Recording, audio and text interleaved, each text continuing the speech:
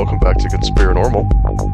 We're going to have a little bit of fun tonight on this episode. It's always fun with this guest. Yeah, as you could probably tell already from the laugh. But we've got Tim Binnall with us. But we're going to talk tonight about a trip that Binnall has gone on. He's been doing some wanderings.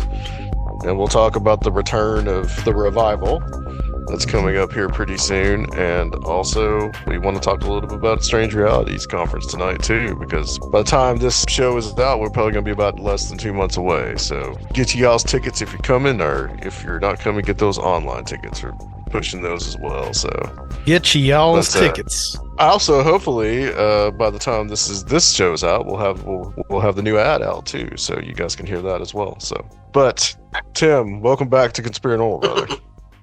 It's my pleasure. Yeah, this episode kind of came about because Adam and I were talking about my trip, and I'm like, well, we just should do a show and come on and talk about it. And, it'll be fun. Hopefully, people don't mind. That's my concern afterwards. Like, people are gonna be like, this is like listening to Vacation, like fucking. But I'll try and bring some interesting insights and shit to the proceedings, and I'll promise we'll have some fucking laughs because there was a lot of strange and unusual shit that went on during my trip. Well, having been on a couple of trips with you now, I mean, there is always strange and unusual stuff that goes on, but this was a solo trip this time, so to speak, I guess. Yeah, international. So I went up with some family to see family up to Prince Edward Island, Canada, which is a little small island. Like if you're driving up through Maine, then you go up through New Brunswick, and then when you get to the edge of New Brunswick, there's a big, long bridge, and that takes you to Prince Edward Island, which is like a tiny little island that's been around for like a couple, it's been populated like since, I don't even know, a couple hundred years. So it's weird. For anyone who's familiar with like the New England area, it's like Cape Cod. It's like an island Cape Cod-y kind of like, same kind of like deep history, same kind of like beach culture. And I really don't like beach culture for starters. Like, that? I don't know if you ever go to like these places where it's like, my other car is the beach. It's like, I'd rather be at the beach, like that whole thing. I'm not a beach person. So I always find that kind of like enough with the starfish. What about bikinis and beer, man? I like bikinis and beer. It's just, I don't know. No, super nautical. Well, Prince Edward Island is it 3? Yeah, I think it's 3 maritime provinces. So like it's the smallest of the 3. That's correct. Obviously, the smallest of the Canadian provinces. In fact, was it W.T. Watson? I think he said that it was one of the few that didn't have a Bigfoot sighting. So there's a little bit of trivia there for you. Interesting. Yeah, I was looking into it. Apparently never had a Bigfoot sighting on Prince Edward Island. So well, it's an island. I mean, it's an island. It's a very small island. Like you could drive from one end to the other in a couple hours. So it's like really small. It's just a little isolated culture. It's it's an odd little place. It's like, it's like kind of, it's international, obviously. It's Canadian. It's like kind of European-y in a way. So it's like, they stuck with the whole British thing for a lot longer than we did down here. So they kind of have that influence. It's part of the Commonwealth, I guess. I think that's like what they call the countries that are still sort of like part of the unofficial like Avengers of the British Empire or something like that, like Australia too and shit. So it's just a unique, interesting culture, small town kind of vibe to it, and just where a lot of people go on vacation and stuff. So it was a lot of fun. It's a great place. Interestingly, the first sort of adventure on the trip was like they changed the law to go to Canada, so you have to get a passport now. So this was super last minute. So I had to like expedite the passport through the government. And I'd heard you could do this, and I'm like that. I always kind of heard it was like kind of a nightmare. And I can tell you, folks, having done it now, that it is a total nightmare. And they're like, yeah, we can get you the card to cross over the border. That's fine, but we can't get you it's going to cost you even more for the passport. All right, just give me the card. Then I get into the office, have all the shit filled out. You got to take the picture. You got to take an oath, which was really fucked up. Like this lady, it was like going to the DMV. It was like this lady behind the glass booth, and she's like, Okay, now can you hold up your right hand and repeat after me? And I had to like do this whole fucking like oath that I don't know that I You're pledged a allegiance. U.S. citizen or what? Yeah. I was kind of so surprised I didn't really pay much attention. I could have sworn to something. I could have inadvertently joined the National Guard. I don't know, but I'm sure that gold fringe flag was right there with you. Exactly, yeah. So of course government agencies, dude, they fucked it all up. And this is like Thursday. I went, and I'm going to Canada on Saturday, and I need that fucking passport to get over the border. So I go like in the morning on Thursday. I come back. I'm working. I get a call from the federal government, and they're like, "Yeah, they should have had you fill out this form. So can you come back to Boston?" And I'm like, "I can't fucking come back to Boston right now, dude. I was supposed to come in tomorrow for the passport." And they're just like, "Oh, well, you can fill it out online." So I fill it out online, whatever. They're like, "All right, that should be fine. Don't worry about it. Just come out tomorrow for your passport." Fucking wake up like at 9 o'clock in the morning. Get a call from the federal government again. They're like, "Yeah, it didn't go through. You're gonna have to come in early."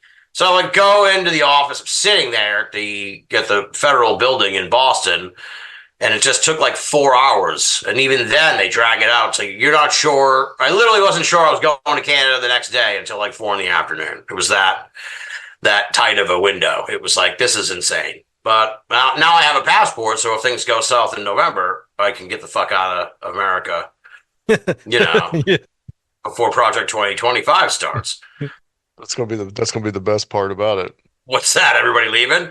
We're all gonna Of having a passport. Oh, absolutely. I can escape. You have ability to leave. No, but I will. I recommend if everyone get a passport. I really do. It is empowering. It really is. Because like once I got it, I had one before and I lost it. That was the whole problem with the paperwork. They're like, if you lose your passport, you got to jump through 9 more hoops, which of course the girl at the window didn't tell me. So but when you got that fucking passport, man, it really is. Like, it's kind of fucking awesome. It's empowering. I'm thinking to myself holding it. I'm like, all right, well, we'll go to Canada next week, whatever. But like next year, like I could go to fucking Japan if I want to. Like I could go to England. Like when this Oasis just announced they're reuniting, and I'm like joking with Kiki Dombrowski on Facebook because she's a huge Britpop fan.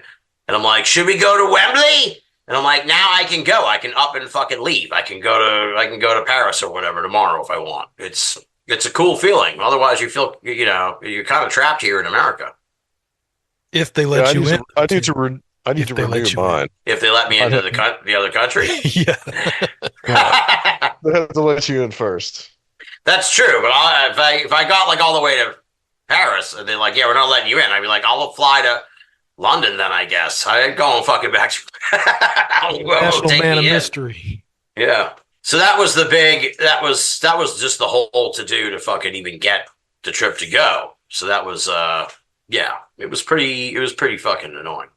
Any problems at the border? Anything like that? Any Mounties rough you up? No.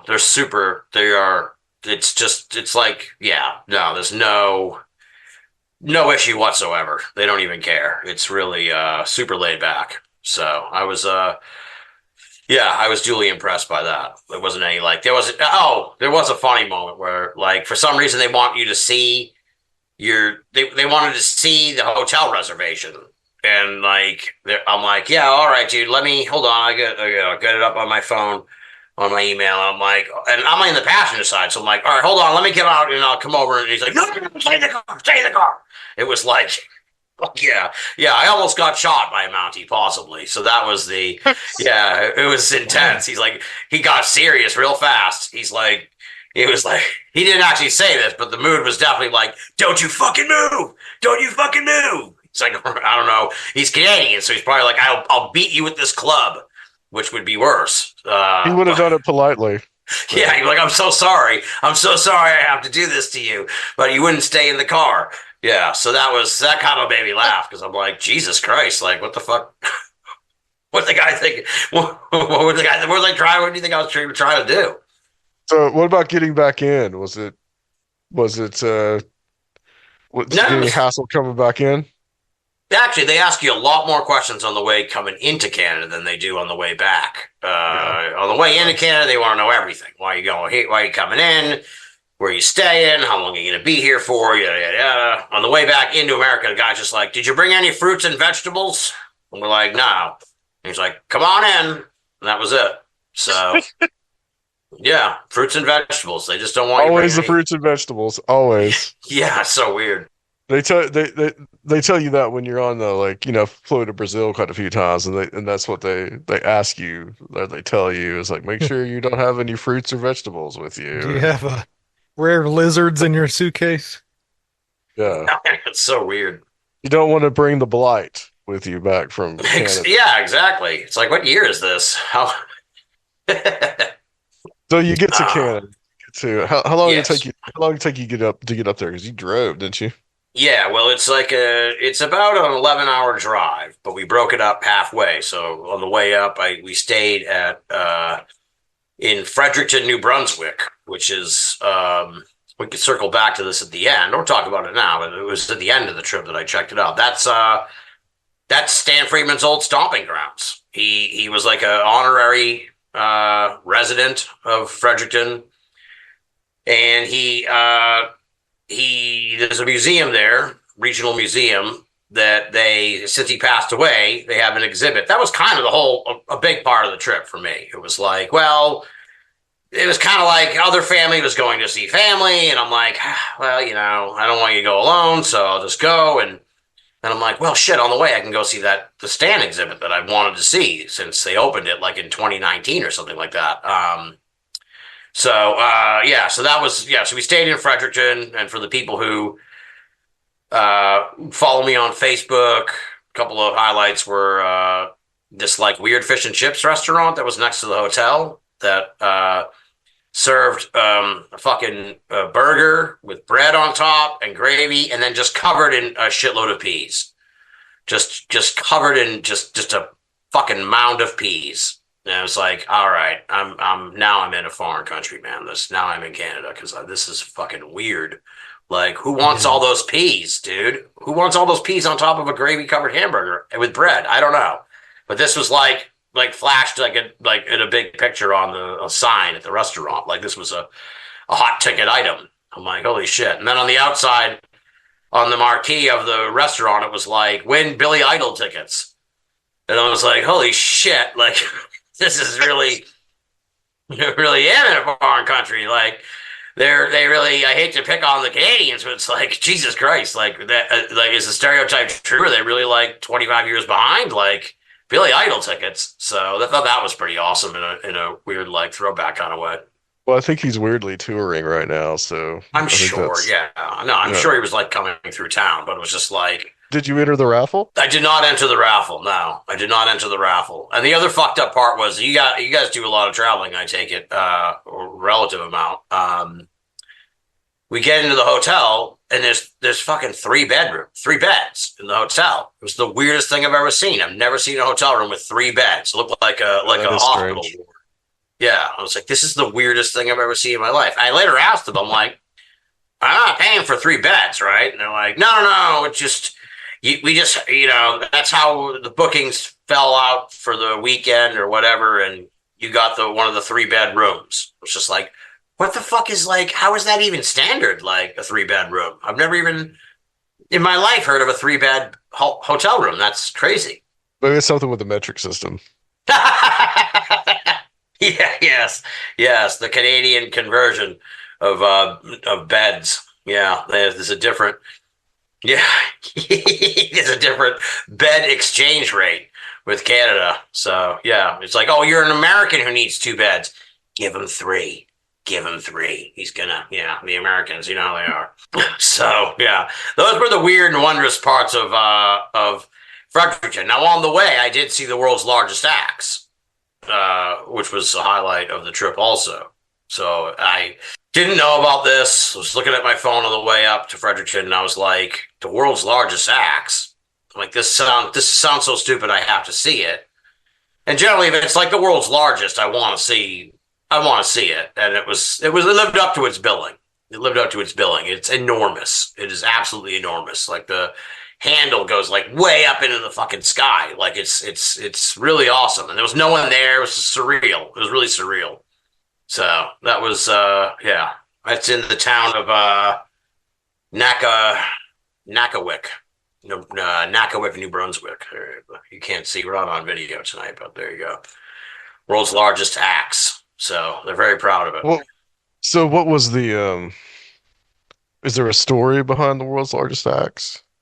Was it just somebody just wanted to make the world's largest axe and have it? It's to celebrate like their logging culture or some shit. So okay, yeah, that makes sense. That makes sense. Yeah. But it's enormous. People need to Google it. I can't really do it justice. You can't like fucking really climb on it. It's like that big. Like there's a picture of me standing under the blade, and just the blade itself is like dwarfs me as a person. And the handle just goes like way, like it's just insane. It's insane. It was cool. Is that like a thing on the trips you take to find like the world's largest something? Because then you go to like the world's largest Ouija board, and it seemed like there was something else that you went to that was like I've seen. Yeah, I saw the world's. They brought the world's largest Ouija board to Salem, Mass, in 2019. Okay, yeah, so that's how I saw that. And no, this just kind of came up because I don't do that many road trips, and so it was kind of like, well, let's see what's along the way. And then I'm like, holy shit, world's largest axe. I got to go see that. And then that led to then the next day we left Fredericton, and then on the way it was like, oh shit, the world's largest lobster statue is along the way. So we went and saw that too. And all due respect to a lot of the world's largest in New Brunswick. Just those two, dude. Just those two. I just happened to be on the road that had two of the world's largest things along the way. It was kismet. Perfect. But I will say, with all due respect to the good people of Shadiac, New Brunswick, the world's largest lobster sucked. It was awful. It was because it's like a world's largest lobster, dude. You got to think like lobsters. They're long. It's just not really that impressive. It was like a big ass statue of a lobster, but it was like long. And so it's like, this isn't as good as the world's largest axe, dude. And weirdly enough, I mentioned this to like 3 or 4 people that like worked at the gift shop areas and shit around the world's largest lobster. They had no idea about the world's largest axe. It's like an hour away. It was so weird. You would think there would be like some kind of at least like friendship or rivalry, but just complete ignorance of the world's largest axe an hour away from the world's largest lobster. It was baffling. It was baffling to me. You'd think it like for people going either way, you know, the world's largest axe people would be like, no, make sure that you go like another hour away is the world's largest lobster. And if it's, you would think you're at the world's largest lobster, make sure you go see the world's largest axe. You would think, but you would think that there would be a give and take there or something. But maybe everything really do have competition. They don't want people to know about the other. Only, and the other part was like the difference between. I mean, this was like Sunday afternoon when I saw the world's largest lobster. I hope people are entertained by this nonsense talk that we're having tonight. Alan's going to get like hate mail for this episode. Compared to the world, I go to the world's largest axe, and it's like this Zen moment. There's no one fucking there, and it's like I'm just standing in front of a giant, enormous axe. Like I get to the world's largest lobster, and there are fucking kids crawling all over it. And people taking pictures, and it was just like I felt like saying, "You're first of all, world's largest axe. We're that way. If you think this is fucking cool, if you're going nuts at this thing, you got to get to the axe because that's like 10 times better." And it was just like you couldn't even really get like every picture of me with the world's largest lobster, like carefully timed, like to keep some random toddler or French person running into the background of the picture. It was like it was the opposite of serene. It was chaotic. So world's largest lobster and the world's largest axe. Where else did you end up? Then I crossed the bridge and I wind up in Prince Edward Island. Then I really kind of dialed back the foolishness as much as I could. Just ate a shitload of really good food. Just ate a ton of really good food. It's an island. Essentially, it's an Atlantic island, right? So it's like they got all the same shit you get like in New England: lobsters, scallops, all the really good stuff, man. All the stuff I love. So and it's fresh and it's and they've been cooking it forever. So it's just it was just fantastic. Ate a ton of that. ton of good food. Posted a bunch of the pictures, lobster rolls and all kinds of chowders and shit, and just kind of went bananas on that. And on my last day, then nothing really happened worth talking about on the show. Just hanging out with family until the last day when I got to escape. Oh, I should mention I did buy cannabis in Canada, so if you're interested in that experience, it's not altogether that different. But in Canada, like if you go to a gas station and you want like aspirin, they'll sell you like 2 little aspirin in a little packet. In Canada, that's how they sell the gummies. And I'm a gummy man, so I get them just like in a little plastic thing here where there's like 10 to 20 gummies. They fucking sell the gummies individually in Canada. So it was like a Lucy? Yeah, they sell them as Lucy's, dude. It's absolutely ridiculous. So like I can't even fake how it looked. Like people aren't even watching anyway, but it's like I had like a fucking stack of these like imagine these little aspirin packets just like jammed into my fucking pocket after I left the place because I'm just like, this is crazy. Like, why can't you just sell me 10 at once in one package? And you can't even open them. Do you need scissors? And it's like, this is fucking, and I like walk to this place. So I'm like, I just want my gummy, dude. I just want my gummy right now. And I'm like in this plaza, I'm like looking around. I'm like a vagabond stoner, confused. I'm just like, what the fuck? Till finally someone I went to the liquor store and they let me use an X-Acto knife to cut open the gummy. So, I mean, kudos to the Canadians. They're really protecting people from kids, I guess, from getting the gummies, but it is a huge pain in the fucking ass to get those things open. Is that the reason why they're doing it? Is because it's I would assume like a child protective thing? Yeah, I would assume so. Like a little kid couldn't open them. Fuck, because I couldn't open it, dude. Yeah. Like, I think they got a whole lot more than regulations up there. Yeah. But selling them individually. I don't know why they sell them individually. That's got to be a regulation thing. I would assume so, but it's just so inconvenient. But I mean, look at this. Look at how times have changed, though. Here I am, like pissing and moaning about the inconvenience of how I'm purchasing buying marijuana from the gas station. Yeah, my marijuana fucking gummies. Like when like 10 years ago, you didn't want me running around with shit like that in a foreign country. You don't know what, that's when they throw your ass out. It's like, well, I ruined vacation because I bought some weed off a guy on the corner in front of the bar or whatever. It's like, now it's all legal, but we're going to really make it a huge pain in the fucking ass. Yeah, you might end up having a problem with that. But they never even asked where I came from or anything, which was kind of funny. They actually, I think they might have ID'd me when I first, I don't know. But it was very same as here. It's legal in Washington, right, Sergio? Oh, yeah. I think this was the first state to go. All right. That's what I thought. Yeah. Adam's still in the dark ages down there in Tennessee, I think, right? Yeah. Well, first time I bought any legal weed was there in Massachusetts. The first time you do it, it's like the greatest moment ever. It's just like, holy shit, this is crazy. Then after a while, it's just kind of like, all right, I need my weed. Well, this line's a bitch, and I need scissors to cut it open. What the hell?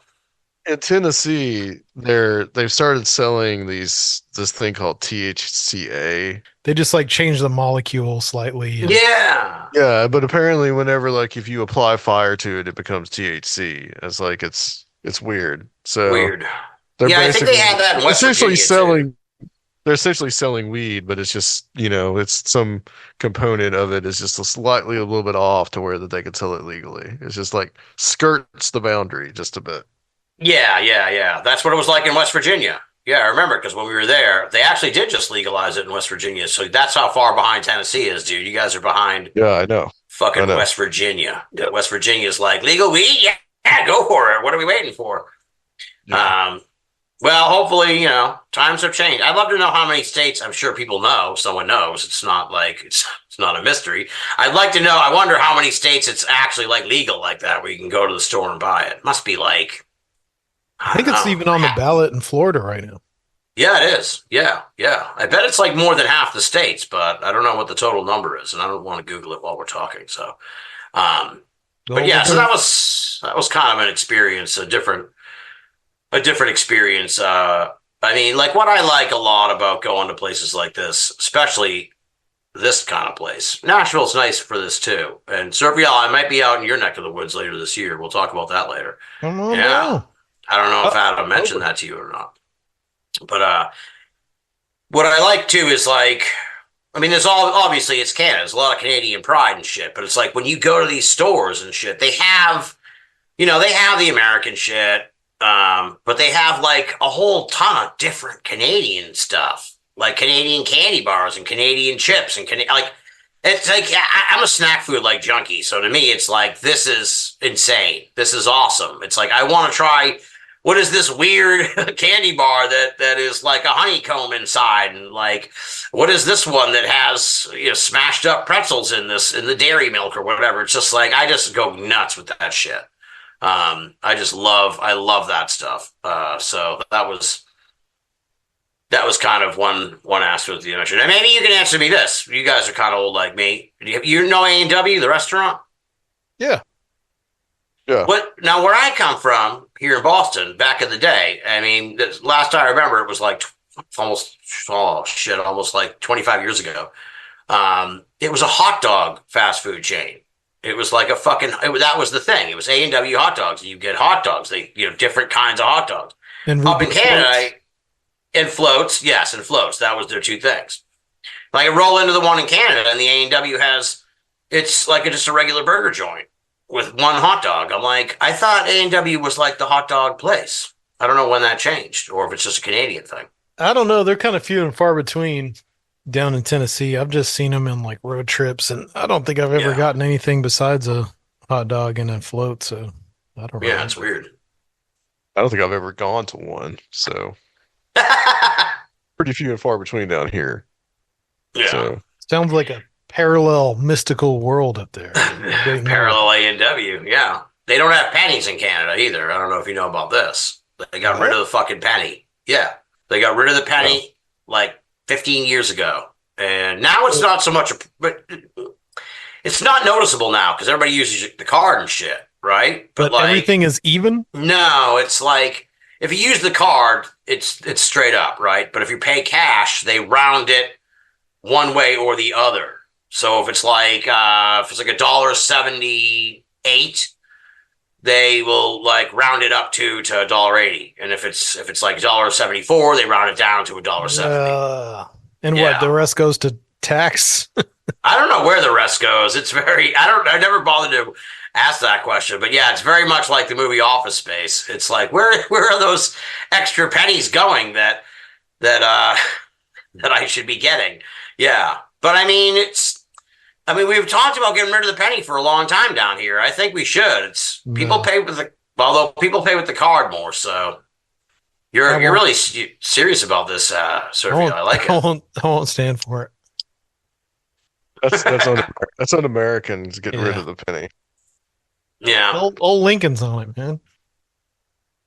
That's true. Yeah. Yeah. Lincoln, it would be kind of disrespectful to take him off a coin.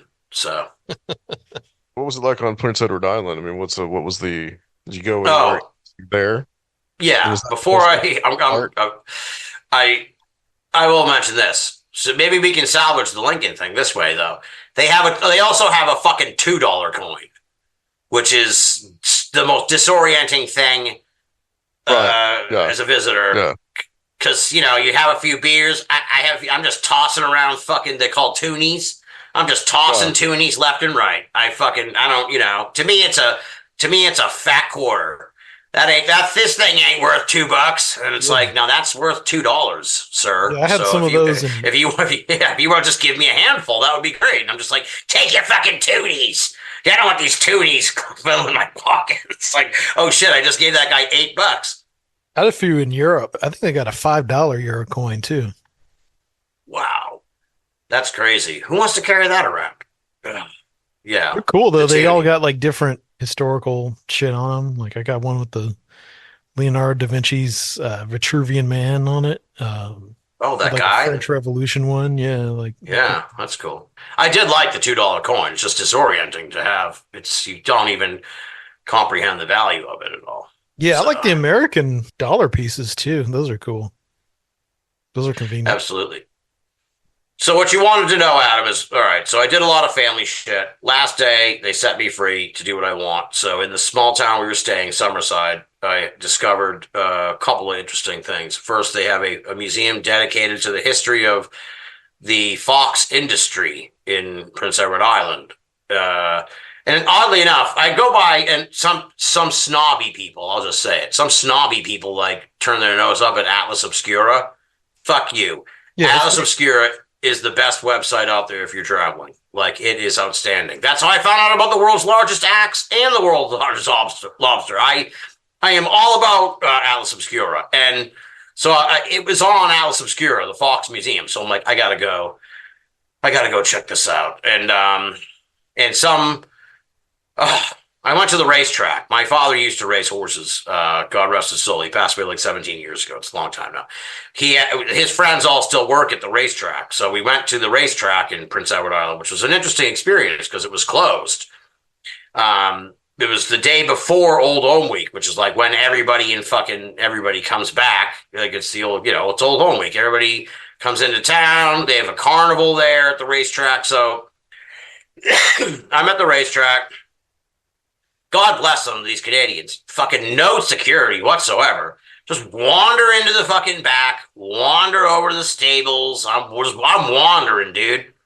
I'm wandering. So eventually, like, I find my dad's old friends, and my family's talking to them, and then I'm like, I'm going to keep wandering. So I just keep wandering, and I go around the corner, and there's this carnival, like, all set up. Like, a whole fucking carnival. And it's like 2 p.m, and there's no one there, and none of the rides are going, and it was like the creepiest thing I've ever seen in my life. It was like so creepy. Like a time slip or something. Yes, dude. I took a picture of this thing. It was like this Mardi Gras funhouse of mirrors, and I'm like, I fucking so bad want to go into this. I just so bad want to go into this Mardi Gras funhouse of mirrors, but then I'm like, no, I can't. Not that I'm. Yeah. That and like American man found dead in fucking carnival ride because he twisted his ankle and fucking, I don't know, fell down come on, it's a carnival ride fucking with no one else there. That's a recipe for someone to fall and like break their fucking neck. So I'm like, yeah, that's as much as I would love. I'll say it. As much as I would love for that to be my demise, my obituary. Did you hear about Binnall? He fucking died in a carnival ride in Canada. Like, what the fuck? How did that happen? So maybe I should have. Maybe I was just destined for that to be my demise, and I cheated death. So now I'm on, what's that, like that movie, fucking Final Destination. I cheated death. But yeah, so the carnival ride, ran into this guy who's like Hurley, and he's wandering around fucking the carnival too. And I'm like, and he's like, oh, you should go see the animals over there. So I'm like, what? Because it's like the big event of the year. They have all the fucking cows and fucking giant bison and shit and bulls and just enormous animals and shit. And yeah, no security. Like, I kept waiting for someone to be like, hey, who are you? And why are you wandering around fucking our corral of bulls and shit? But everyone's like so busy to getting ready for the big event that they're just like, oh, he's got that hat. I got the hat, the Binnall hat. Carney. Like, oh, yeah. One of us. Yeah. They're like, oh, he must be with the racetrack. Don't fucking, they're like, so it's a combination of Canadian politeness and like the old thing, like if you just act like you belong there, no one's going to fuck with you. So yeah, so I saw the bulls and shit, and that was kind of neat and interesting. And I was more just amused by just how I could just do anything I wanted, and no one said anything. And this is like a giant complex and shit with people like running all over this. Like, this is crazy. Like they just don't give a fuck. So by way of Atlas Obscura, I found out about the Fox Museum, and this the Hurley guy told me that there's this art exhibit on crows in the town too. So I'm like, all right, we'll check that out too. So I did this. I came up with this whole crazy fucking like agenda. And I was like, there's a microbrew bar in town. And I'm like, well, what I would love to do, you guys know me, what I would love to do is just go down to the microbrew, like when it opens at noon, just stay there all fucking day. But I'm like, that's a complete waste of time and energy and money. So I'm like, what I'm going to do is I'm gonna like Sherpa this shit, and that's a complete wrong way of using the word, but I'm gonna make this microbrew my home base. I'm gonna hang out there and then pop off to the different fucking sites in the town and come back and have another beer, then go back out and do sightseeing and shit. So it was actually a shitload of fun. It was, and the people at the brewery were like, "Oh shit, he's back!" And I'm like, "Oh, I saw the fucking Fox Museum and shit." Now the Fox Museum was pretty interesting. I mean, story behind that is back in the day, foxes were like super popular for like clothes and shit, and considered like high end. But they didn't know how to raise foxes. They couldn't raise them in captivity or anything. So the only way they could get you your fox fur was by actually catching and pelting the wild foxes that they caught. So this dude on Prince Edward Island around the turn of the 1900s, he was the first person ever to figure out how to breed foxes, and it like set off this insane they struck oil. It was like the fucking island became like the wealthiest place in fucking Canada. Like they just fox farms like turned up all. I was like this. It was a secret. It was a secret among 5 families on Prince Edward Island, or 5 like individuals. It was like a cabal, and they fucking wouldn't tell anybody else like how the secrets of breeding foxes. And so these people became like uber wealthy. They were like the titans of Prince Edward Island. Eventually, the secret got out after a few years, and then fucking everybody was raising foxes, and the bubble essentially burst. But for a while there, these people were bringing in like the equivalent of like millions and millions and millions of dollars like a fucking month. It was insane. It was really remarkable to learn about. It was quite something to, when you think about it. These were like essentially, it was interesting to me too. I was like posted. I didn't even post. The museum had like some pretty gruesome things, like fox pelts and shit that are just hanging around. You can just pick up and fuck around with and shit. And it's just like, and I'm just like, oh, these, I'm like, this is, I hope, people are going to be like offended or something by this, but it's like, this is their culture, right? You should respect their culture, I guess. This fox thing was their thing. Livelihood. I mean, yeah, it was like people who raise chickens now or whatever. That was kind of the equivalent of it. So to me, it was like, well, it's certainly, I mean, it's disheartening for the poor foxes and shit. And, luckily, I don't think there's much of a market for foxes anymore as it is. That's what they said, like at the museum. It pretty much is not a thing. So times have changed. But yeah, it was like back in the day, these were like chicken farms, but with foxes, like all over the fucking island. Well, yeah, I mean, wasn't really crazy. Most of Canada based on pelts to begin with? So, it must be a big deal. Fur trading, yeah. Well, another thing I found really interesting that I learned was everywhere I went in these small towns, there are these fucking restaurants called, they would say Canadian and Chinese food, or like Canadian Chinese food. And it's like, what the fuck is this? So finally I looked it up, and what I learned is that there's like a whole breakaway kind of Chinese food that developed in Canada back in the day by way of Chinese immigrants who came to Canada and then could not get the certain native spices or ingredients from China in a timely manner. So they would use substitutes. And so over time, this unique, which I'm going back to Canada eventually, and this is kind of on my Canadian bucket list 2.0. Eventually, and so eventually it grew into this unique form of Chinese food, this unique called Canadian Chinese food. So I'm interested to see what that's all about. Okay. I'm guessing this would probably have originated like in Vancouver or something. Probably. Yeah, more like the British Columbia area. Yeah. Right. Yeah. So Canadian Chinese food, it's a thing. And yeah, so that was the Fox Museum. Interesting, kind of. It was a neat little. They have these little regional museums everywhere, which should take me to the final stop of the Canadian tour, which was the Stan Friedman Museum, which exhibit, which is in Fredericton. I don't have the name in front of me. It's the regional museum. Very similar to where the Fox thing is. Like every town has one of these things, it seems. These little fucking regional museums. They have one in my town, but it's like shit. So I don't know. Nashville has 80 museums, and where Surfiel is has a shitload of museums too. Right. So it's like it's different where you guys are. These are like it seems like every town has its rinky-dink museum. So but Fredericton's a city, so they have the regional museum. So this is actually like a more robust museum. And in the museum is the Stan Friedman exhibit. Stanton Friedman is out of this world. And for the people who have now been listening for like 45 minutes and they're like, what the fuck? Now we'll get into the paranormal now. So this, if you knew Stan, if you were a fan of Stan's, this was, and I knew Stan and was a fan of Stan. So anyone who knows at all knows that like me and Stan were, I wouldn't call him a mentor, but the closest thing kind of to a mentor, a hero for sure.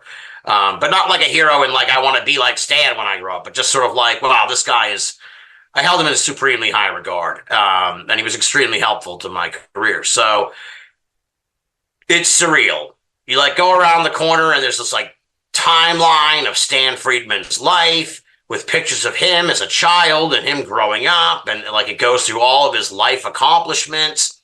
And then you go in and it's like this room that's like all space themed and UFO themed and has all of these amazing exhibits and artifacts like from his life, like his jacket that he always wore at the lectures and one of his like signature ties and the fucking nameplate from his desk at home. And all these like different curios and shit that he got over the years, little alien statues and stuff, and like letters that people had sent to him. It was amazing. It was surreal in a lot of ways. It was like, I knew this guy. This is like so weird. Like this is a museum exhibit dedicated to Stan Friedman. This is like to my friend Stan. It was kind of emotional at times because it was just like when I'm leaving and I'm talking to the people at the desk and I'm like, I knew Stan. Like Stan was a friend of mine. I knew him for like 15 years. This is like so, and I was like, yeah, I'm almost getting choked up now. It was like so weird. It was so just remarkable, really, in a lot of ways. And it was just so cool. It was so neat to see him being celebrated like this. And the only irritating part was like a couple of people like were going through the museum and they clearly didn't know anything about him. And this guy, they're kind of just like laughing at it. And I'm like, oh, fuck you, dude. Yeah. And the guy's like, did this guy like see a UFO? And I'm like, I didn't even like really. Actually. I'm like, well, yeah. I'm like, well, you can come in and check it out if you want, man. It's pretty awesome. Yeah, but I was just like, felt like going, no, dude, he kind of essentially invented Roswell. So like, fuck you. like get out of here. I gave a little kind of embarrassing actually moment lately. I was at a bar waiting on a beer to be poured, and guess they were like playing music videos. They're playing some old Blink-182 shit, and this guy was like mansplaining to his girlfriend. He's like, this guy, that guy there, do you know what he is now? He's like the world expert on UFOs. And the bartender's like, yeah. Oh no. Now he said, on UFO like information. And I got my beer and turned around and said, you mean UFO disinformation? And walked up. Did you really do that? Yeah, yes. You fucking dick. I love you. Oh man. So that was it. I mean, if you have any questions about the Stan Museum, I'll be happy to. I kind of jumped the gun on it, but it's like it was awesome. If you're a UFO fan, it's worth going out of your way for. Oddly enough, Adam, you mentioned this too. This weekend or last weekend or whatever, there was a fucking Bigfoot conference in Moncton, New Brunswick, of all places. Apparently, as you were saying before about them not having Bigfoot sightings in Prince Edward Island, I take it there must be some in New Brunswick. So I would have fucking loved to have gone to that. I would have loved to have checked that out. Get the Canadian perspective on the thing. Is that going to be a permanent exhibit on Stan Friedman? Yeah. I believe so. Yeah, yeah, Cool. He yeah. deserves Because it. yeah, he definitely deserves it. And every last weekend too. Next time I should fucking plan my trip better because next last weekend again, while the Bigfoot thing was going on in Moncton, they had Stan Friedman days. It's either 1 or 2 days at the museum where they like do a Stan Friedman like celebration and shit. So with speakers and fucking events and shit. So I would have liked to have checked that out. But it's really cool. And oddly enough, at the museum too, like, even Atlas Obscura was like, we don't know what to make of this because like also at the museum is a taxidermied 45 pound, allegedly 45 pound taxidermied frog. I don't even know where you'd put the allegedly in there, but a fucking what is alleged to be the taxidermied body of a 45 pound frog that is like I can't even describe. It's enormous. It looks like a fucking dog. And they have a real, oh well, they have an average frog next to it that's like tiny in comparison. So you can kind of understand how unfathomable a 45 pound frog is. But the story is, it may have been 42. So forgive me, folks, if I got that wrong.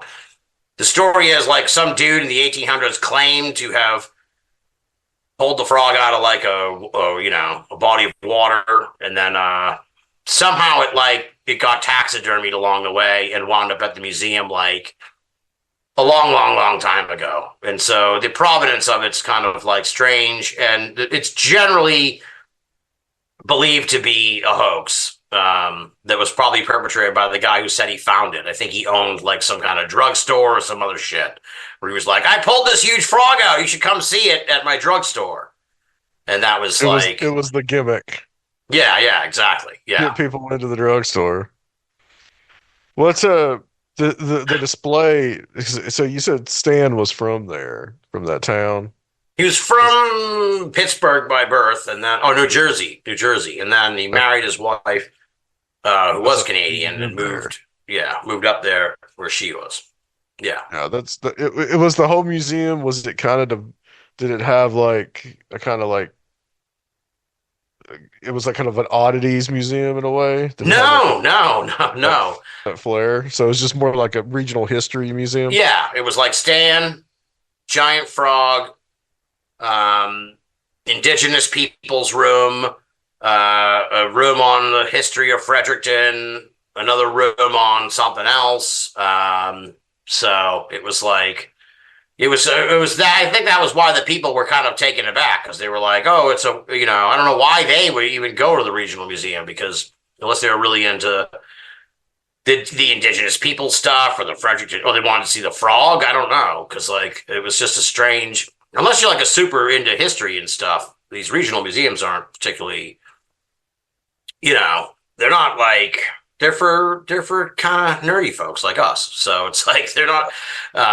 So they certainly didn't expect the UFO aspect of it. So I don't know what the hell they were even there for. But yeah, it was really cool. It was really cool.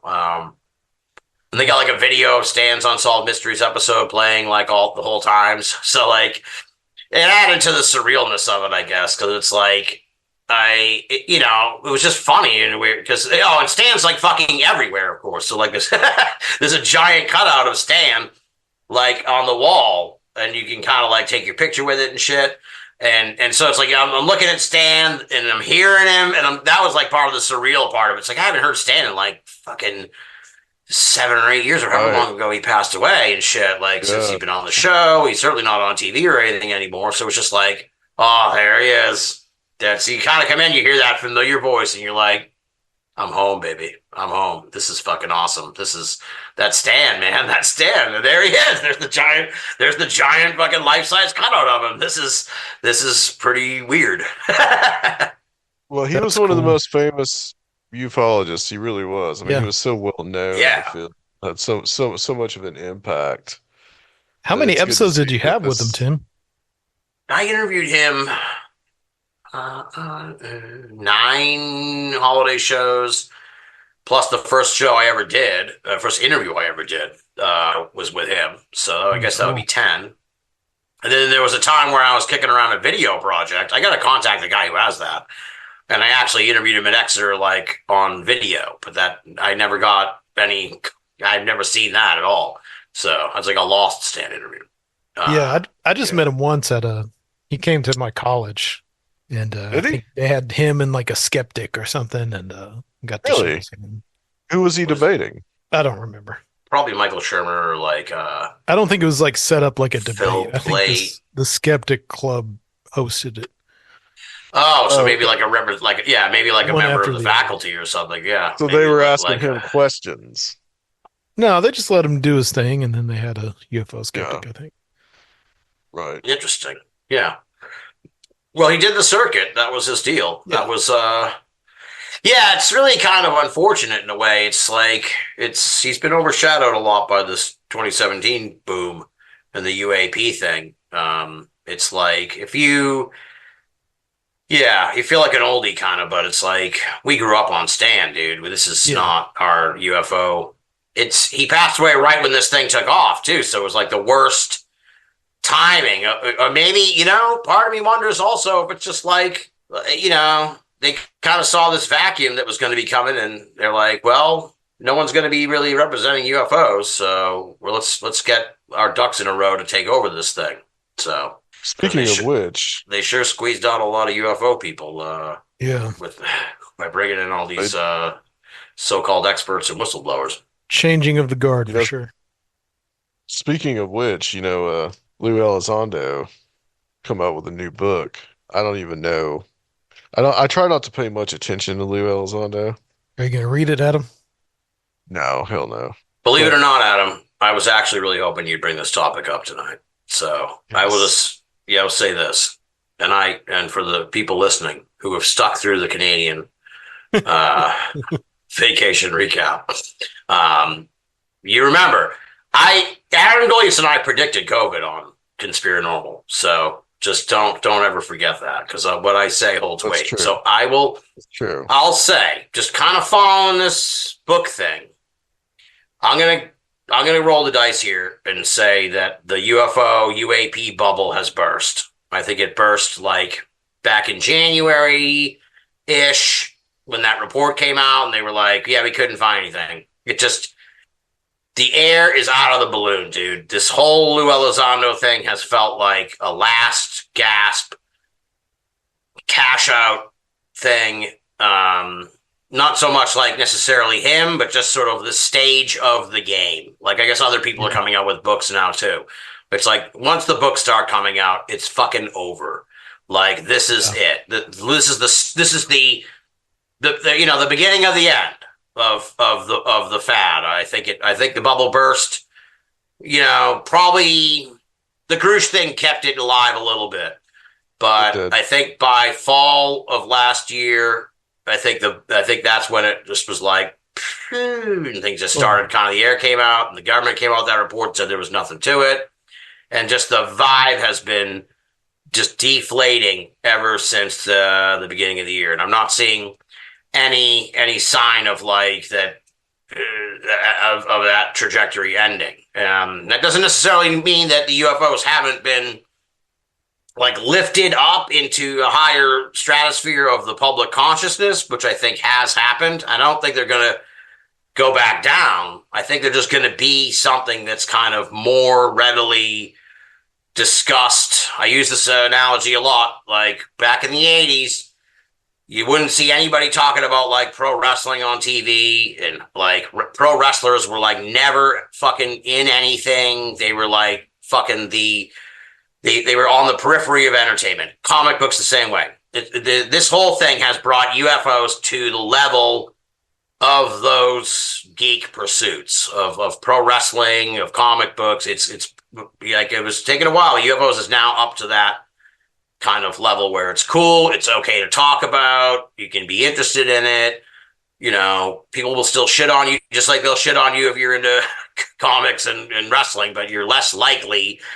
The stigma has been kind of detached, and I think that'll remain. But I think whatever this whole melodrama has been, I feel like that's kind of out the window. Yeah. You know, so Well, we'll have World War III soon, so we don't have to make shit up to fund hypersonic drones anymore. exactly. And I think the election has a large part to do with it because it's like we can't even.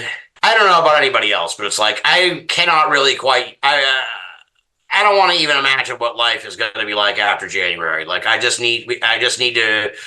We just need to fucking. We We need to need to have do the fun at right. Strange Realities Yes. this year. Yeah. Who Yes. knows what's Definitely. Yes. The Strange Realities is going to be talking about the fucking beginning of the end. Yeah. Strange Realities. 2 days through the going before the election. days before. Come Yeah. have your Before the last world little change. bit of fun. Get your party in then, folks. Yeah. Listen to some Exactly. paranormal presentations. But like, yeah, Uh, I see this shit like Oasis. They're announcing that they're gonna have a concert like next summer. It's like, oh, should I go? Should I not? Or whatever. Or even entertain it? It's like, well, what you start to think about next year around this time of year. It's like, I don't even want to know spring or summer. I can't. I don't want to make plans for spring or summer. Like, I don't know what the fuck is even. I don't even know what this world is gonna look like. So yeah, yeah, it's unnerving, man. yeah, exactly. Well, to talk a little bit about Lou Elizondo, just the point that I wanted to make was like the new Yeah, book is called Imminent, and I guess that means like disclosure is imminent, I guess. right. And I heard an interview with him not too long ago, and he just basically says that it's all the same stuff again and again and again. Um, the same talking points. There's nothing new or nothing really that I find even interesting in that crowd. No, yeah, nothing's come out of this whole media blitz that's kind of where I've been like, oh, that's really interesting. It's just this torrent of the same UFO shit we've been hearing for like years and years and years. So it's like, they hold him up as some kind of like insider because he claims to have seen shit and everything, but it's like people have been claiming to see shit forever. I coined the term here on Conspirinormal a long time ago. Show me the fucking alien, dude. Like, he hasn't brought anything. There's nothing in that book that satisfies me, that satisfies the show me the fucking alien threshold by any means whatsoever. So hearsay and claims and secondhand shit is who gives a fuck, you know? And I think that people, I mean, you're really not seeing this thing like it's getting the usual media rounds, but it's not like capturing the American public's imagination. I mean, we're not going to be hearing about it in about a week. Like this is it's doing the media rounds, and that's already fizzling out. And I think like in about a week or two, we won't even hear anything else about it. Summer will be over. This is like Labor Day. Fucking believe me, folks. I work in the business. This is the last week of summer before the long Labor Day holiday. This is what do you got that we can put in to fill column space? So it's UFO guy. Absolutely love it. Let's do that. Yeah, that's a very good point, Tim. There's always a library too. You don't got to buy these books. Right. Yeah, it is kind of antiquated, like a book tour, like a media book tour. Like who even? Yeah. He's got enough fanboys. They'll be there. They'll be lined up for that signed copy.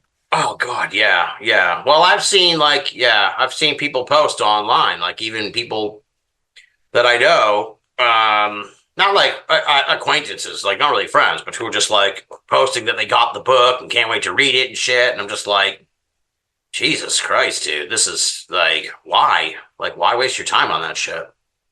It's just stories. It's just going to be more stories. Is it ever anything but? I mean, they need some news stories. Not really, no, no. It's a bummer, but yeah, like I said, the general vibe I get is that this UFO thing is kind of the UAP thing is, and I mean, the government may still kick shit around on it, whatever, but they're not gonna, they're not gonna like figure it out. They're not gonna like figure it out. So it's it just is what it is. It's the way it always has been. Well, you heard it here first, folks. From Tim Yeah, and on, they're not going to yeah. figure it out. I don't believe so. No, I don't believe so. Believe me, it'd be Yeah, cool if something cool like that happened, but no. I think all of us here and others have said many, many times that, like, nothing was ever going to come out of all this. And I remember there being like 2017, 2018, everybody just being so gung ho and like, we have the proof and Yeah. it's gonna happen, and we're gonna get full disclosure. And, well, hey, that just kind of went by the wayside. But I guess there will always be the true believers, I suppose. Yeah, they were like they shit on us. They were like called us like party poopers and shit, and old heads and people who like were get with the times kind of shit. And it's like, man, you need you need to get with the fucking times, like with the times that the decade long times, man. You're just the latest chapter in all this, and or this is the latest chapter. You got to figure it out for yourself. It's been the same story for years. So it's very frustrating. But I think some of them figured it out pretty quickly after a few years. They're like, oh wait, nothing's really changed or anything. And there are others who still think that like every little incremental thing is like the biggest fucking deal, and more often than not, it isn't. So it's an infinite game. Yeah, just because there's some idiot in Congress, that Tim Burchett, like running around. He's not your congressman, is he, Adam? Probably like the neighboring congressman in Tennessee, right? He's fucking running around saying dumb shit about UFOs. And it's like, oh, so now people are like, oh, wait, take it seriously. Have you seen Tim Burchett? Like, the guy is like a clown personified. He's not, he's not someone that I take seriously about anything. So why? And the fact that he's talking about UFOs and shit just is, you pick like some of the worst people to fucking get excited about it. Are you just displaying your prejudice against Southern people there, Tim? Not at all. No. Just Tim Burchett.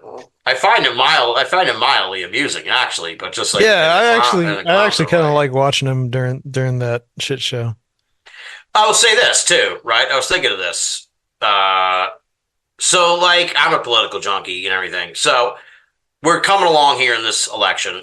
We had the, now legendary fucking Trump Biden debate that changed everything. Yeah, we need the question on the debate.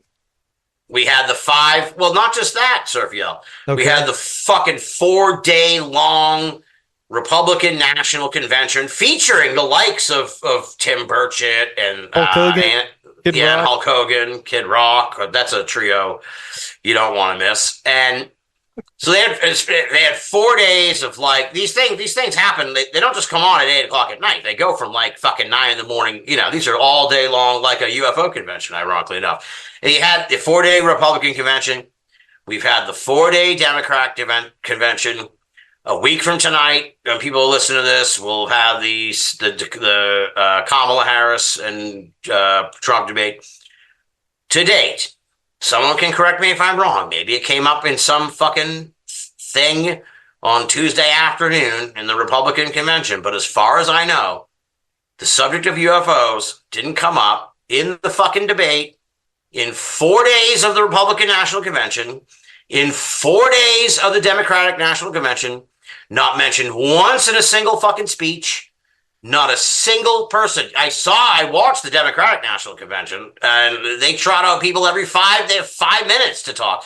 Yep. No one deemed the UFO topic fucking worthy of mention over the course of these 8 days, which is the pinnacle of the fucking political parties in America. So tell me what that means. Yeah. UAP people. Not even Elon Musk's interview. Yeah, exactly. So you tell me, UAP people that say that this is changing and things are getting better and this is a serious topic that the government takes seriously. Well, I'm not seeing it. I'm not seeing it as the average six-pack, Joe Six-pack here watching on TV. No disclosure candidate. Not even Tim Burchett getting up there on Wednesday afternoon to waste his 5 minutes to talk about how aliens are from the Bible and shit. Like I think I would have heard about that if he did. So it's even he didn't. They were probably like, all right, what do you want to talk about? And he's just like, trans in sports or some shit. And they're like, what about the whole UFO thing? He's like, no, are you crazy? Like, that was last week. Yeah, exactly. You know, he's it's so out of mind. It's so out of of what is seems to be important. I'm sure the people out there will go, because they're telling you what they want you to think.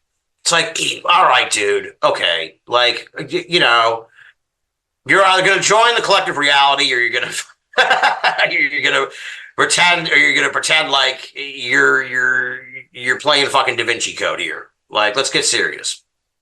You want to hear one more crazy story from Canada? Yes, Before I got one last one. I'm a little fired up after that, so I'll tell you this story. So we drive to like this fucking last day. We leave the Stand Freedom Museum. We drive to like this, like a hurricane. It was like a hurricane that passed over that area, like the remnants of the one that came up through down where you guys were, I think. Well, not you, Surfield, but Adam, at the beginning of August. So this is like just nightmare driving. Get to this hotel. It had a roadside motel, seaside. Literally seaside. I posted a picture. I don't think I did, but I posted a picture. I sent some pictures. Maybe I'll post it online later. But it's like the hotel. You open the back door of the hotel, you walk out on the grass, and there's the fucking beach. Okay, but of course it's like hurricane type weather, so it's completely. What I saw on Hotels.com fucking was not happening. So already it's like, this sucks. Go in. It's a hotel on one side and a restaurant on the other. So a motel. It was 3 fucking rooms. It was 3 dingy fucking rooms. I think it's called the Bay Breeze in Pokalogan. Yeah. How do you like that? The Bay Breeze Motel Restaurant in Pokalogan, New Brunswick. And I want that on the record, because if anyone fucking looks it up, Pokalogan, fucking gorgeous seaside town. Bay Breeze Motel, fucking awful. So I go to the restaurant, and first I check in. I go to check in. I'm like, where the fuck do you even check in? It's just 3 rooms and in a building and a restaurant. So I go to the restaurant, old lady there, and she pulls out like a pad and had like my name on it. And I'm like, I went through Hotels.com. How do you even have that? How and why do you have this written on a fucking notepad? So like she hands me like, the old timey motel key. And I'm like, you want my card, or like, do you, and she's like, you gotta be back. I'm like, all right. And she was right, because it was like a hurricane. So I really couldn't explore Pokalogan, and I was tired. We were tired for the drive. So we go in the room and everything seems fine for a while. For some reason, we shut off the TV. We go to turn it back on. The TV comes on for like 30 seconds, then shuts off. And it would go on and off every 30 seconds. And we were like, this is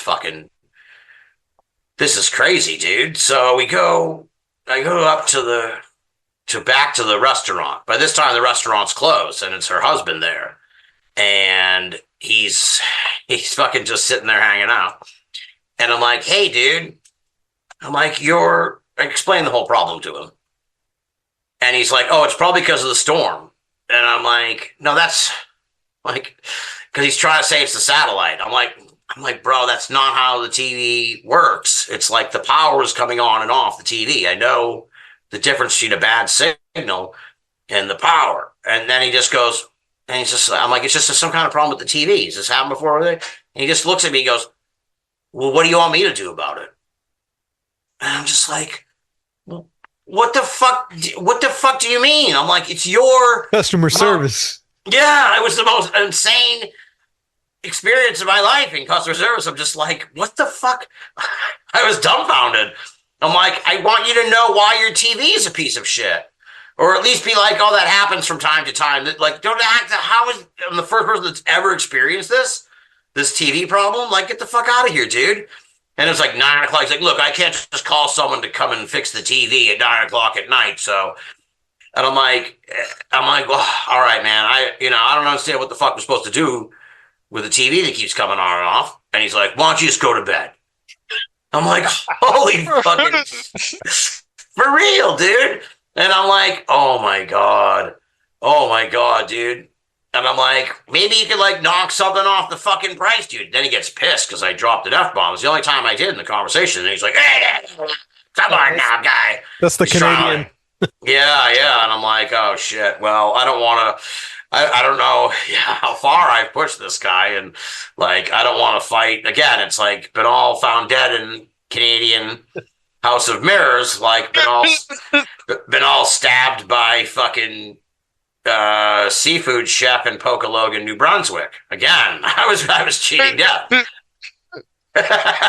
Dead in Pokalogan. This motel's haunted by that paranormal researcher Binnall. You know, he's murdered here. Oh yeah, you could have been the star to one of these great stories. Yeah, exactly.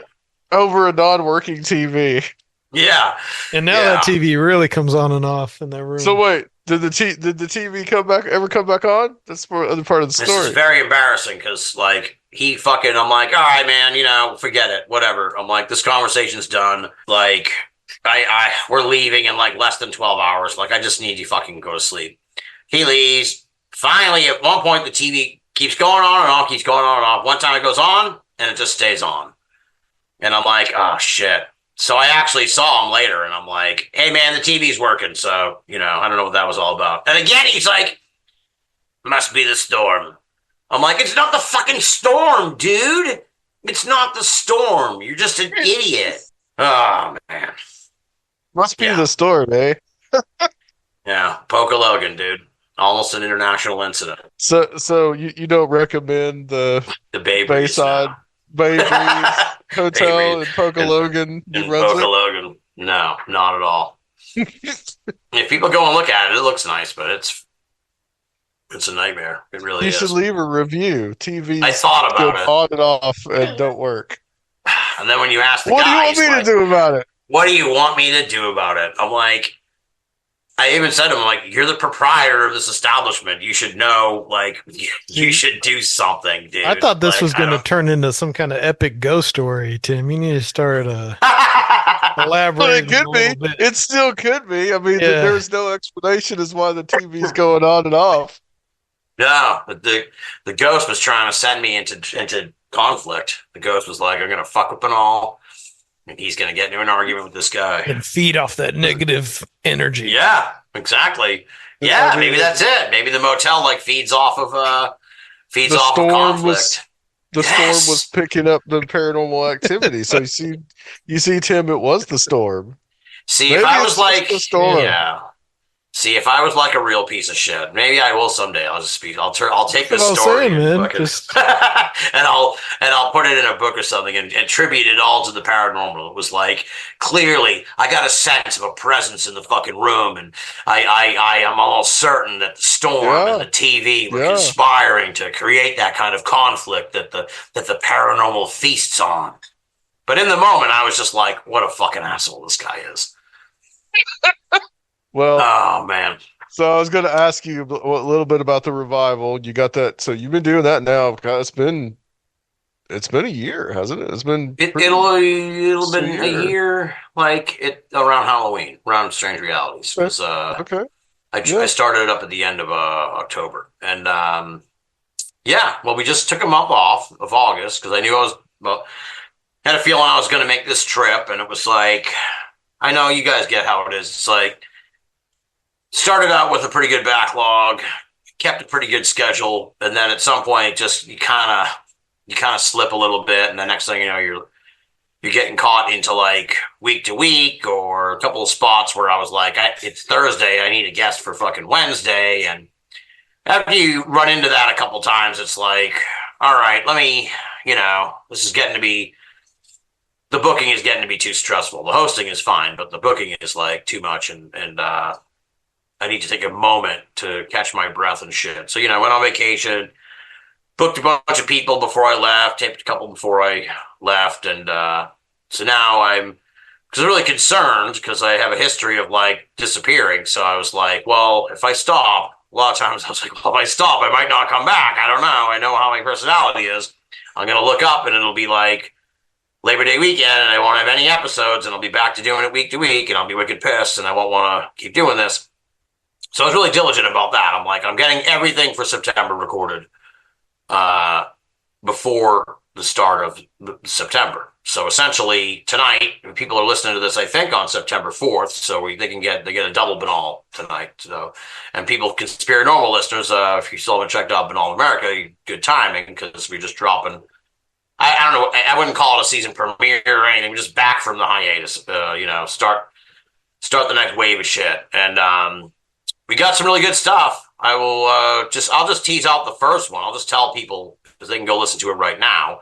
Darren Schaefer. We have a joke, actually, Darren and I. He is the host of the Cooper Vortex. And as I said to him when we were getting ready to start the show, I was like, if I fuck up your name, do you just forgive me? Because like I just have been calling you the Cooper Vortex guy the whole time. And what the Cooper Vortex is if we don't need to plug any more podcasts, is the Darren hosts a show that is just devoted to the fucking DB Cooper case. And I've wanted to do DB Cooper for so long on Binnall of America. And we did a little bit with Drew Hurst Beeson. And I think you guys did a show with Drew Hurst Beeson on DB Cooper. Mm-hmm. So it's just like, as I say at the beginning of the episode, the conversation with Darren, it's like, I was like fucking just ready to go right from the start. I afterwards I was like, that was an instant classic Binnall of America, because I have known about the DB Cooper case for years. I've written about it for years. I'm fairly well versed in the ins and outs of the case without a lot of knowledge about the minutia. And Darren was like the perfect guest for this conversation because I just had a million questions. He had all kinds of insights about shit that I had never heard of. And as I said, I really, I wouldn't say I haven't done a deep dive, but this was the deep dive. This was where I got into all this shit that I had never even considered or heard about or thought about. Just like people who claim they were DB Cooper, people who have made deathbed confessions. We get into all the DB Cooper copycats. We get into all the different DB Cooper researchers who like try to connect it to the Zodiac killer. We get into all the details about like how the DB Cooper community started and shit, and how it's gotten so huge in recent years. It's a 5-course meal of DB Cooper talk, and that's over through Binnall of America. So I don't know, on Spotify, Apple Podcast, YouTube. The fucking website's trash right now, so I can't really direct people there. But Spotify, Apple Podcasts, and YouTube, you can find it. Yeah, Darren Schaefer. So it's really awesome. And I mean, I don't know what the hell's going to happen, but I may be out in your neck of the woods in November, Surfield, because they have a CooperCon, and the flights to Seattle that weekend are shockingly low. Yeah, so let's talk about it. Yeah. So I'm like, I might want to go check out this CooperCon. And with all due respect to the Cooperites, they're not the flat earthers, but it has the same vibe to me where it's like, I'm going to go and I'm going to travel and I'm going to go immerse myself in this subculture of DB Cooper aficionados and fans and shit and see what their community is like. So it's part of me that really wants to go check that out. So I don't know. We'll see.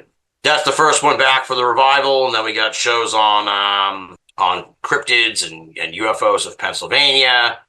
We get into cryptids and UFOs of the Adirondacks. We got some alternative perspectives on UFOs.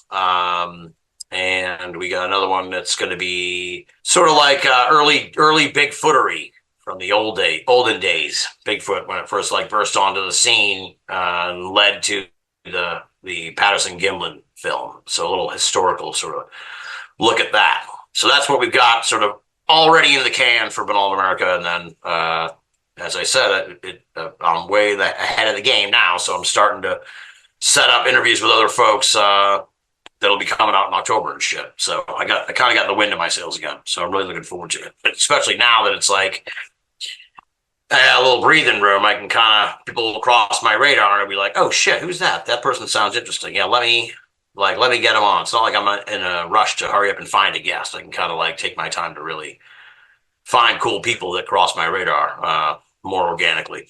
Yeah, the DB Cooper stuff is really, really interesting, and there's so much to that, man. It's incredibly deep. Like I was telling Darren, I can't even like they call it he calls the show the Cooper Vortex, but the Cooper people call the whole thing the Vortex.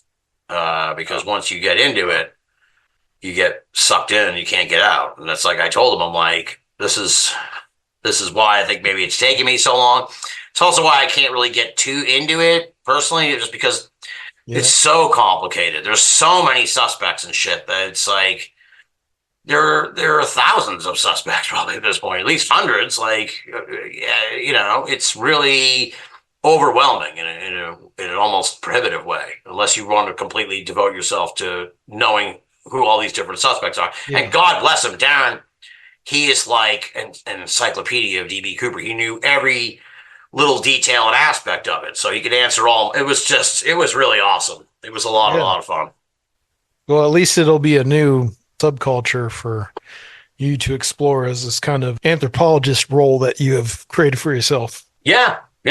It'll be cool. It'll be interesting. I'd like to keep digging into it for sure. And the idea of hanging out up there would be really cool. Well, we're also looking forward to hanging out with you coming up here pretty soon. Strange reality, baby. In a couple of months. Yeah.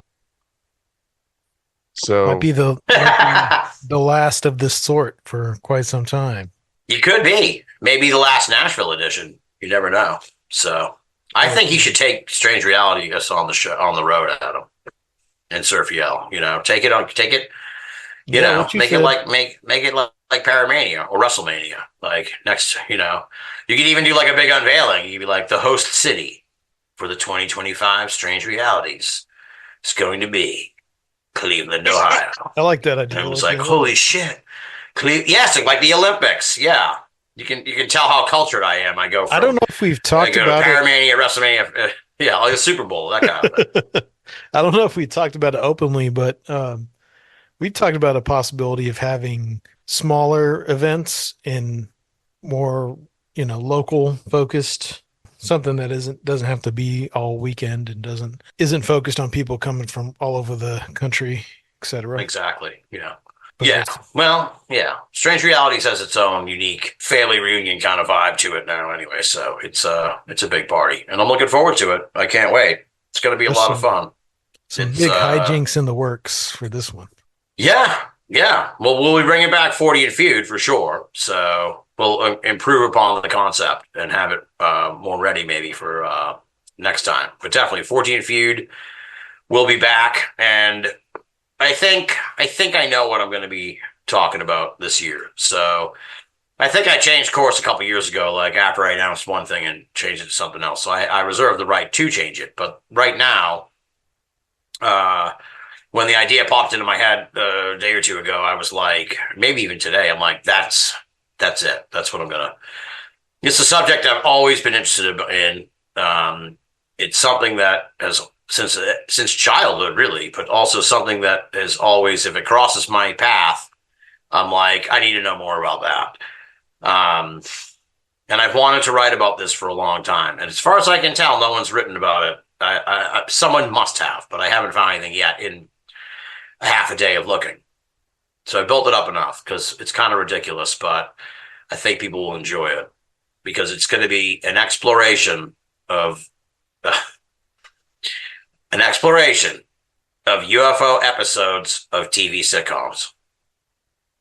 Okay. Okay. So, yes. Nice. All right. The reaction so far, all right, just from you two, I think. No, I like it. I like it. I think like there's an episode of Wings that like captivated me as a kid because it was like it's a show about these two pilots on Nantucket, and so it's an airline show. One of the guys sees a UFO, and I'll tell the whole story like in the presentation. I don't have it in front of me right now, but it's like he sees a UFO. He's a pilot. He wants to report it. The fucking Air Force sends someone with him, and I think somehow they fuck with him, and like a UFO group comes on the plane with him, and they put on tinfoil hats and shit, and it's just like it's loaded with all kinds of like inside UFO references and just sort of themes of the era, like the government trying to cover it up and UFO people being kooky and shit and UFOs. But at the end, it's always like, at the end, he's like, he sees it or whatever again. And it's like, he has no doubt that was like a UFO. And there's other ones like, I haven't seen it, I'm gonna dig it up. Alice, you know, the old waitress sitcom from like the Yeah. 70s Yeah. with Mel. Yeah, Mel or Alice sees a UFO, or both of them do, and so this, hijinks somehow come up with that. I have to dig into that one. I'm sort of collecting them right now at the moment. Of course, there's the famous Brady Bunch one where Greg fakes the UFO. But it's a Right. trope. You remember that one, Adam, right? Yeah, it's Yeah. he had like a light, he had the flashlight, and he had like the whistle, and it was like, phew, and like the Air Force again. I think the Air Force came and like investigated it and shit. So, but I have to dig deeper because I've seen more and more of them. I'm willing to bet there's got to be like one of these shows, if not more, like a Welcome Back Kotter or a fucking Perfect Strangers or a Night Court. Almost certainly has some kind of UFO thing. So I'm going to dig into that, and I'll present folks with some of the weirdest and the wackiest UFO episodes of famous sitcoms. So yeah. What about something like the Alien episode of like Dukes of Hazzard? Would you include that or Yeah, I would throw that in. Yeah. okay. I Okay. might even, yeah, I could even throw it to like, yeah, we'll just include that like with a star, especially because Nashville's home to the Dukes of Hazzard Museum, so I can kind Yeah. of use that as a segue. And yeah. Yes. And But like, I'm not something talking about like Alf or Mork and Mindy or any of those that's shows what where I there's was about to or ask. Third Rock from Yeah. the Sun. Those Yeah. are out. Right. I'm talking Those about are those are Not in the those are theme too itself. obvious. It has to kind of come out of the blue. has It's to be, not yeah, like a real UFO right. event, like Right. the Okay. incident in Green Acres, like shit like that. Yeah. Okay. So. Okay. And there's Okay. got to be. I'll let you. I mean, I don't know if I'll be back before the conference. If you do another one of those like roundtable things, I'd be obviously Yeah, we happy to will. come back. We will. I'll have Yeah. an update for you all on where we're at on that, because right now I have the three of the sitcoms. I'm sure someone has to have collected this information somewhere, and when I find it, I'll thank them. Maybe John Tenney. He seems like someone who might have this written down somewhere. But Yes. yeah, That I may will. be I true. will. I'm gonna try and like come up with a list, and then pick the best ones, or if it's a really short list, fucking devote more time to those or whatever. But that's gonna be the angle. So, um, you know, I think this is a good time as any to talk just a little bit about the conference and talk about who we have coming, who's going to be a part of it. So this year, the way we've got it structured up, we've got the same that we did last year. It's going to be 2 days in Nashville at SIR, and it's going to be the third day, which is November 3rd. So first, second, and third. November 3rd is the online only day. That's the Sunday. So we are um doing it that way. So like the guest list this year, we have Steve Berg coming back as the MC. Hell yeah. He'll be returning in that capacity. And of course, Tim Binnall, who we've been talking to. This is all in the first and the second.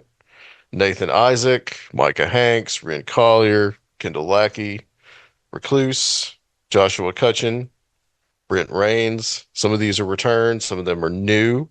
I've also got Nevaeh, who's going to be doing her first time giving any kind of yeah, presentation. So looking forward to that as well. She, has been doing the YouTube channel Nevaeh's Nightmare, which, I help out with. And then on November 3rd, we've got Sarai Askath, Timothy Renner, our good friend Katie Andrews, who has actually been an attendee at the conference many, many yeah, times. Katie. Every She year. has an excellent YouTube channel called Katie of the Night, where she talks about horror movies and other aspects of horror culture, and so which is really good to check out. Robert Guffey, Greg Bishop, and also we should have Becky Ann Galentine too, which I'm really excited about. wow, That's the speaker lineup this year, that's a guys. If you surprise did to me. not That's know, awesome. most of you probably do know. So, just stay tuned. I think that's pretty much going to be our speaker lineup this year. But I'm really excited. I'm really happy to have the speakers that we have. And Tim, you've been doing this with us since the very beginning. Yeah, You you and were Josh. You're like our Uh, coach for the very first one, man. yeah, you and Josh I and still try to coach, but Adam's become Riz basically uncoachable. been yeah. Riz basically been with us since the beginning too, Mhm. and Timothy Renner, who we got to come last time. Unfortunately, we did say that we thought Tim Renner may be able to actually come to Nashville, but he's not going to be able to do that this year. So sad news on that, but he will definitely be there on the online. More Nashville for the rest of us. More Nashville for the rest of you, yes. Really excited. And the way we're doing it actually this year, we're doing we don't have as many in-person speakers as we probably have in past years. And so from that, we're going to be doing Friday evening starting at 5, and we'll be going throughout the evening, but we'll be starting probably around about 12:30 on Saturday, so it's not going to Oh be wow. like we're not going to have like a morning thing, but uh Surfiella and I are also going to speak this year too. Excellent. So we're not on the list, but we figure, well, we put it on, so might as well do it. So, but Excellent. he's got an idea of something he wants to do too. So Oh, I don't know nice. if you wanted to reveal that, Surfiella, what your Nope. idea was. Nope. Okay. It's going to be more of a workshop. Yeah. There you go. Yeah. Very nice. So Now, we'll wait Katie, to I was good, reveal man. that. See, Katie exemplifies what I was drunkenly rambling about a couple of years ago at Strange Realities when I was Yes. like, Yes. you folks in the audience, you could be a part of this. If you want to be a part of this, you can. Nothing's holding you back. You could be on stage, and here it is. And then now Katie is on stage, so it's exactly what I was talking about. It's the message I preached all the time to folks. Like you could be the folks listening right now. It's another reason why you can't be someone who's going to be on a future Strange Realities bill. So Yeah. there's nothing really stopping you. Just get out there and do it. But we want to see people there. We want to see you come. Absolutely. Online is great. There's always some good interaction on there too. But we'd really love to see you actually make it to Nashville, or if you're around Nashville, it's in driving distance for you, come down for the day. There are day rates available to come see these people speak, and you'll also be able to view the online uh, stuff anytime that you want. So we'd love to have people come down. This is probably going to be, like we kind of alluded to it, kind of probably going to be the kind of the last one of these that we do that's in like a live kind of format. Multi-day, bunch of people. Yeah. Yeah, in this incarnation. Yeah. Yep. So And, like we always stress too, the best part of coming in person is like the informal conference that happens. And we have such a great time. Like just Tim coming on the show tonight. Like I was like, I got to stop by the store and get a 6-pack. Yeah, with Tim tonight. But, bad you know, influence. we've really built like a community, and it really feels like a family reunion, like Tim said. And new people are always welcomed into that too. Like last year, we had a bunch of Steve Berg's folks who just fit right in, Yeah. and Yeah, enriched the Lucindo. family. Yeah. Yeah, that whole crew. Yeah. It's a really awesome time, folks. It's really it's a big party, but it's a sort of it's not like it's like we're older now. It's But it is still like that party atmosphere. It's in like a rock and roll rehearsal space. It's like exactly. Yeah, it's not like a hotel ballroom. You can put your beer in the fridge there. You can have fun, do what you want. Right, exactly. Yeah, the party don't stop after the official conference as well. Exactly. Yeah. So I guess what I would say is like, yeah, I also have people are afraid like, well, I don't want to go. It's like some crazy party. It's like, it's not anarchy. It's more like a tailgate. Yeah. And like side quests and tailgates. Yeah. Yeah. It's like a 2-day long tailgate where everyone's just chill. There's beer. Now I talked to Adam about this. He was kind of gun shy. Maybe I can twist your arm, Surfield, but like, if we can kind of fucking make it happen somehow, I would love to. This is Steve Berg's idea. Full credit. All right. I'd love to bring fucking grilling to that back area. Hell yeah. Put it down that rampway that's doesn't have the roof part. You put it down that rampway or down at the very bottom. If SIR will let us, Can we grill? Because I think that would fucking just take this thing to another crazy level of just jam session style. Well, I'm in the American Wagyu business now too, so might have to contribute to that. Are you going to be the chef? Are you going to be the grill chef out there? No, we'll figure. No. Certainly. A little bit too many hats. Yeah, but we'll find someone. Meat. Yeah. Somehow I finally almost get the impression Ren could do it and he'd be like really great at it, and it still somehow wouldn't be a problem with everything else that he'd be doing. It would be like he'd just be somehow come in, fix a stream or something, then come right back out and be like, I gotta go flip those Wagyu burgers. And then, then we'll get the chat thing fixed. So the man is he's just running around doing everything all the time at that event. He's amazing. Yeah, he'd just do some magical shit and like turn into a double. His demon double would just go like flip the meat. Some kind of indication. Exactly. But it's going to be a really good time. And, well, it's now that you're kind of like tipping the hand that this is probably going to be the last hurrah in this incarnation in Nashville. That should really be all the motivation more for the Conspirinormal fans who have supported this show for all these years. This is your chance to kind of like be a part of something special, and that's the culmination of the Strange Realities Nashville, I would say. This will be 6 years, man. Exactly. Yeah. So if you, I know there are people out there who are listening to this show right now who are Conspirinormal fans, who for one reason or the other, and then no judgment, man. I like sitting on the couch almost as much as JD Vance. But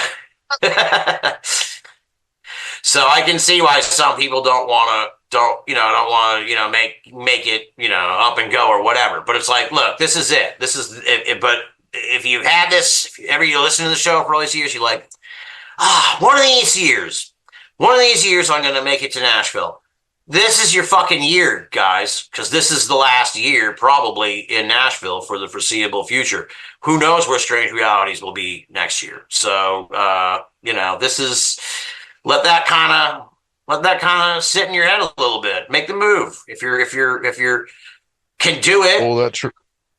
Pull the trigger. There you go, Adam. Yeah, if you can make the drive, this is the year to do it, because this is who the fuck knows. Who knows, man. Force the hand of chance. Exactly. And, it's kind of cool that you're more, I don't know what is that? Kind of like a scratch on my leg. More open in the sense that because very often these things you go to the thing and then it's like, oh yeah, they don't do that anymore. It's, that was it. It turns out that was the last one. Well, if you're really going to go into this being like, this is the last one, then, then fuck it, man. This is it, folks. You gotta, you don't have a second chance to check this thing out. You've had 6 now or 5. So this is it.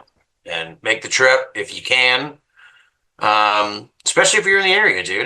You're going to have a great time. You're going to have a really great time.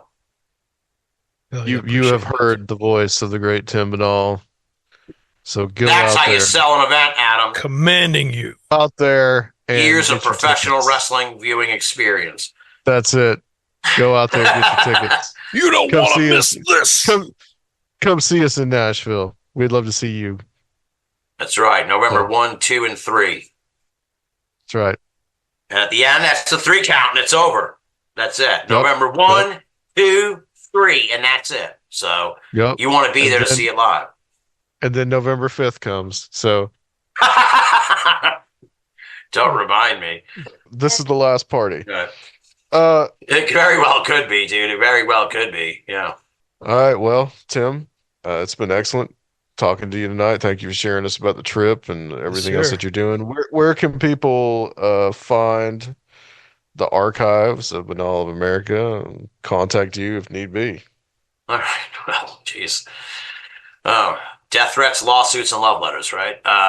You can reach me. As I said, the website's on the Fritz. So you want to go to Twitter or Facebook, punch in Binnall of America. I'm starting to accept friend requests again on Facebook, but it's like, that is a nightmare because you don't know who. I hear all these stories. I see people post where it's like, someone's running around with a fake profile of me. Don't accept it. So it's like, I don't even know. It's like, if you didn't get in the door already, unless I know you personally, then I really, but Twitter is a different story. But anyway, Binnall of America, you can find me on there. Facebook, Twitter, website's on the fritz, Spotify, Apple Podcasts, YouTube. Those are the main 3 places. But I guess people listen to this shit on all kinds of stuff. So I don't fucking know. I mean, I listen on desktop, folks. So I'm that old school. And of course, if you want to read my stuff from coast to coast, if you really want to stay up on the latest news, I've been too modest in a sense, because I break these stories like 2 or 3 days before you see them on almost all the other paranormal sites, much less the mainstream media. So it's like, if something really fucking weird happened in Czechoslovakia, you're going to hear it at Coast to Coast AM first, and then in a day or 2, you'll see it fucking in this place, that place, that place. And if it's a really fucking weird story, then all of a sudden you'll see it in like the mainstream media. So but those things come from me digging up shit in Czechoslovakia. So Coast to Coast AM, if you really want to be on the cutting edge of the strange and unusual, that's where you want to go. coastam.com. And go to the articles. That's all my stuff. You'll see my byline there. So, and I want to thank you guys so much for having me on, indulging me. I was like talking to Adam. I'm like, we should do a show about the Canadian trip. And it was just like, all right, man, let's, and so I really appreciate it. And I appreciate the listeners who indulged with them. Hopefully I brought some good stories and shit and made people laugh. That's all I was really counting on. And I love you guys. You guys are the best. And